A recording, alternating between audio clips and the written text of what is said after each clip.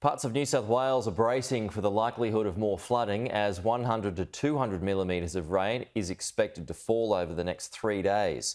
A severe weather warning is in place for large parts of the state's east. It stretches from Coffs Harbour on the mid-north coast to Bega on the south coast.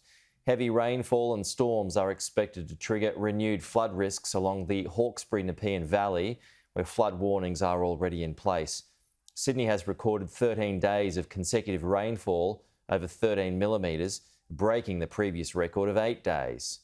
The residents of the Nepean Valley and Hawkesbury River remain on edge, with drenching rain forecast over the next 2 days. After last week's flood emergency and with bridges cut off to rural communities, many aren't taking chances. Open the door of the Petrino's house and you'll find water views that aren't supposed to be there. The balcony overlooks Colby Park sporting fields in McGrath's Hill, an area submerged in a swamp of muck that's rising. The sandbags are still out in these streets. Last year, the water got close to Tony's doorstep. Last week it tried again. With more rain on the way, he's bought a pump for the backyard. This one's a lot more, this one's vicious.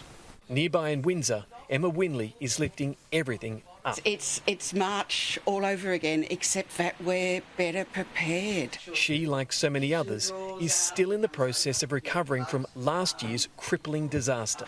Last year, and our house survived. Then how many other people are still struggling from last year's floods? This is the pain of a flood plain, which settlers along the Hawkesbury River have long endured. Are you nervous? Oh, yeah. We lost nearly half of our possessions last year. We've slowly been replacing them.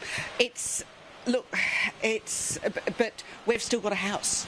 What she's worried about is her new kitchen. My new stove, my new dishwasher, my new fridge, everything new last year because this was a washout from the floods last year. There's nothing to soak up because we've had a wet summer. The ground just can't soak it all up, so it's all, sodgy. And as you can see with the river now, the banks are just going. Even the reinforced banks are just going because the trees aren't holding them together anymore. There certainly is no shortage of debris which continues to be washed down the river. And while that is easy to clean up, what is concerning people is the damage to the banks, the ecosystem. Many of these continue to be washed away, banks which still haven't been repaired from last year's flood. This is the new Windsor Bridge. Everywhere here is saturated and the water continues to rise. It's still dangerous out there. The weather's still continuing. By all means, we want the community to try and, do as much clean-up as possible, but we've also got community members out sandbagging their properties again in some of these high-risk areas. In Penrith, this car drove into floodwaters and had to be rescued. With wet weather coming and flood warnings issued along the Nepean Hawkesbury River system, Mother Nature in these parts continues to play the role of both beauty and beast. In Windsor, Jonathan Lee, Sky News.